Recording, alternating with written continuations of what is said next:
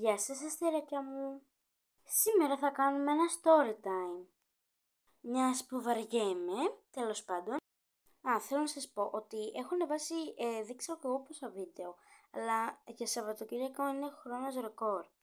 Αυτό το γεγονός είχε γίνει στις διακοπές μου. Καλά, στις τριήμερες μου διακοπές. Τέλος πάντων, είχαμε πάει πρώτη μέρα εκεί πέρα που είχα πάει. Και τέλος πάντων, είχα πάρει και τη γάτα μου μαζί, τη Λούνα, και τα σκυλιά μας, επειδή έχουμε κι άλλα 2 σκυλιά, τα αφήσαμε σε ξενοδοχείο σκύλων. Μη σκεφτείτε κάτι πολυτελές, όχι, δεν είναι πολυτελές. Τέλος πάντων, όταν είχαμε πάει, είχαμε καθίσει σε μια ταβέρνα να φάμε, δεν ξέρω, πραγματικά το σπίτι μας, να το πω κάπως έτσι, ήταν ακριβώς απέναντι από τη θάλασσα, πραγματικά ακριβώς. Ήταν πανέμορφα, δηλαδή για να πας στη θάλασσα μπορούσες να κάνεις 5 δευτερόλεπτα, πραγματικά όμως. Ναι, τέλος πάντων, είχαμε καθίσει σε μια ταβέρνα και μας έφεραν, τι μας έφεραν, παιδιά? Μας έφεραν ποικιλία από θαλασσινά. Ξετρελάθηκα. Δηλαδή, πραγματικά να τριχιάζω τώρα, γιατί θέλω να πάω να φάω ψαρικά. Γιατί εκεί πέρα είχε ό,τι θες. Ό,τι θες. Καλά, εντάξει, σχεδόν ό,τι θες. Πραγματικά εκεί πέρα που ήμουνα, οι άνθρωποι ήταν πάρα πολύ καλοί, πάρα πολύ ευγενικοί. Όχι σε σχέση εδώ πέρα στην Αθήνα, όχι με τίποτα. Ναι, τέλος πάντων, ο κύριος που μας είχε νοικιάσει το σπίτι ήταν φίλος του μπαμπά μου, οπότε ναι, τον ήξερε ο μπαμπάς μου, οπότε ήμασταν λίγο τυχεροί.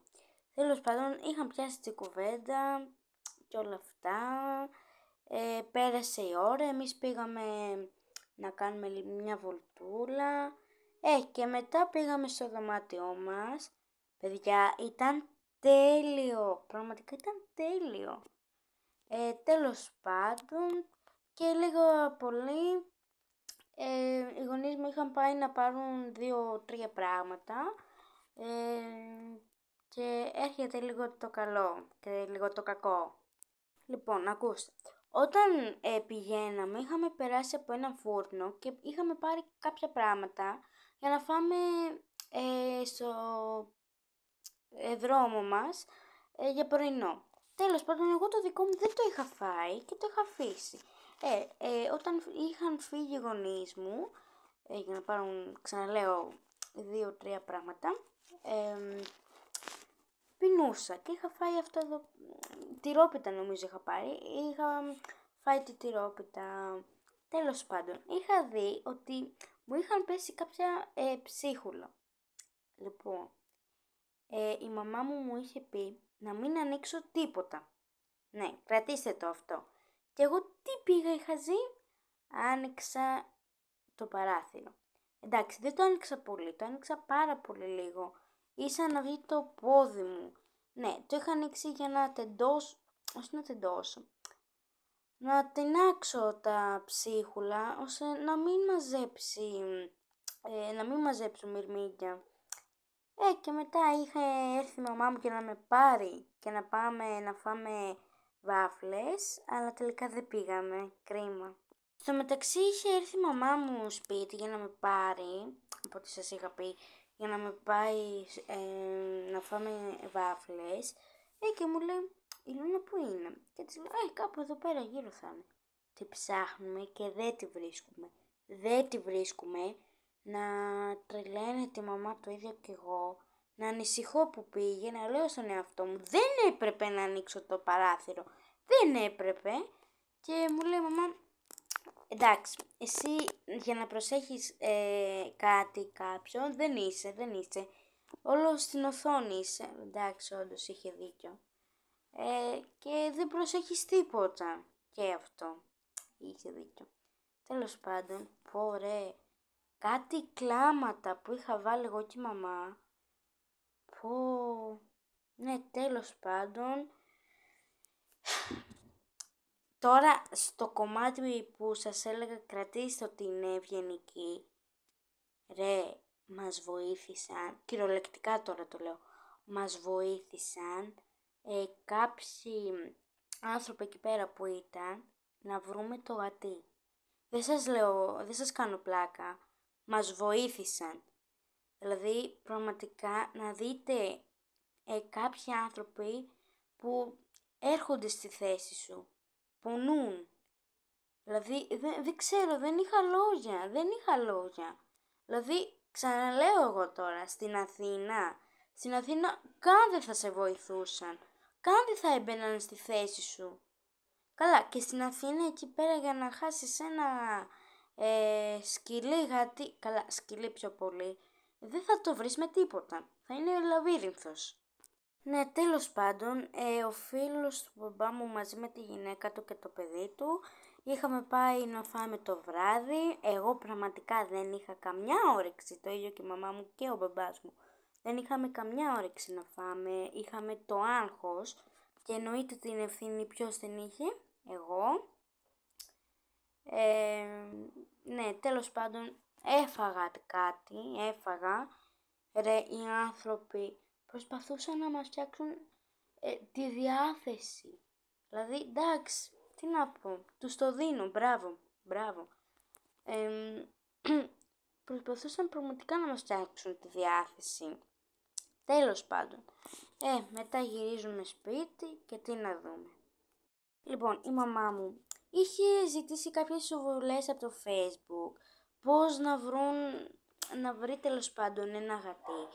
Και του είχαν πει να βάλει το πουκάμισο, γιατί, όχι, μια μπλούζα, όχι πουκάμισο, αλλά είχε φορέσει την ημέρα που είχαμε έρθει ένα πουκάμισο, ναι, που είχαμε πάει, τέλος πάντων, είχε φορέσει ένα πουκάμισο και το ίδιο βράδυ, μάμα είχε δει να είναι έτσι, πώς να το πω, τσαλακωμένο, κάπως έτσι, αλλά δεν έδωσε σημασία.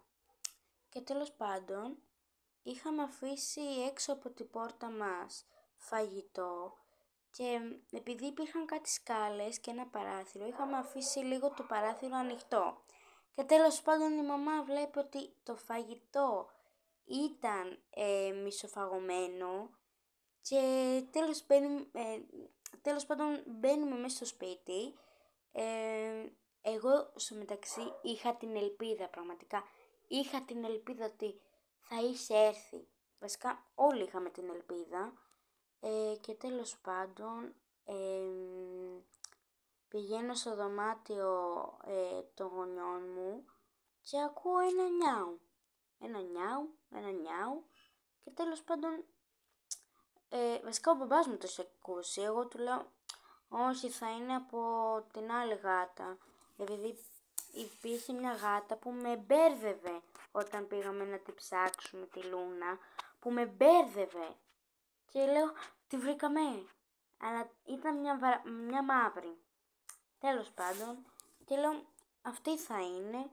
Αλλά μετά κοιτάζω από κάτω από το κρεβάτι και στο κομοδίνο και ήταν εκεί πέρα. Και ο μπαμπάς μου λέει, κλείσε γρήγορα την πόρτα, το τζάμι. Και παιδιά, τι βρήκαμε, πραγματικά, δεν ξέρω. Και ο φίλος του μπαμπά μου είχε πει ότι, μωρέ, αυτό τώρα θα έρθει όταν θα έχουν φύγει όλοι, δηλαδή δεν θα κυκλοφορούν αμάξι και όλα αυτά. Και κατά τις 12 κάπου εκεί. Και παιδιά, εμείς περιμέναμε. Και όντως ήρθε. Ο μπαμπάς μου στο μεταξύ να λέει, αυτό δεν γίνεται, δεν υπάρχει τέτοιο γατί. Και όντως υπήρχε. Γι' αυτό ευχαριστώ πάρα πολύ το Χριστούλη. Πραγματικά πάρα πολύ που τη βρήκαμε. Δηλαδή εγώ προσευχόμουν για να βρω τη Λούνα. Γιατί δεν γινόταν να φύγουμε χωρίς τη Λούνα. Δεν γινόταν. Και ευτυχώς τη βρήκαμε. Στο μεταξύ τότε την είχαμε βρει. Ήταν λίγο κάπως έτσι μαύρο. Σαν να ήταν από κάρβουνο. Η Λούνα μου είναι έτσι πορτοκαλί με κάπως καστανοπράσινα μάτια, κάπως έτσι. Παιδιά, γελάγαμε όταν την είχαμε βρει έτσι, σε αυτή την εμφάνιση. Ευχαριστώ πάρα πολύ, Θεούλη. Και εσείς να πιστεύετε στο Θεούλη, γιατί μπορεί να μην το βλέπετε, μπορεί να μην τον ακούτε, αλλά σας στηρίζει και είναι δίπλα σας, πάντοτε. Πραγματικά μπορεί να μην το βλέπετε. Είναι σε κάθε σας βήμα, είναι σε κάθε σας, να το πω έτσι, όνειρο, είναι μέσα, σας προστατεύει, δεν ξέρω, απλά να πιστεύετε στον Χριστούλη, γιατί δεν ξέρω, όλοι ευχόμασταν να τη βρίσκαμε και τη βρήκαμε. Αυτό ήταν ένα αστεράκια μου το story time. Ελπίζω να μην σας έχει προκύψει και εσάς ένα τέτοιο γεγονός. Αυτά. Γεια σας.